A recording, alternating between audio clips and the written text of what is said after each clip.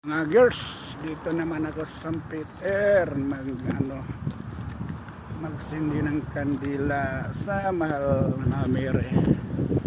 Sa simbahan po ito na San Peter sa Kudat. Kasi tuwing mag-alis ako, talagang magsindi na ako kandila dito sa harapan ni Mama Mary. Ito po simbahan ng Christian. Linggo-linggo. Kailangan po tayo manghingi ng tulong sa kanya para bigyan din tayo ng maraming biyaya sa Panginoon. Yan po. Paakyat ako doon sa itaas kasi doon nakalagay yun sa mga Mary sa itaas. Yun, Panginoon yan.